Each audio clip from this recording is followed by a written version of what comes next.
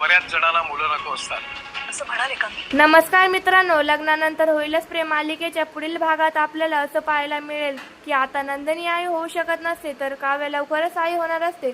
पण मात्र तिला आता तिच्या करिअरचं खूपच टेन्शन आलेलं असतं.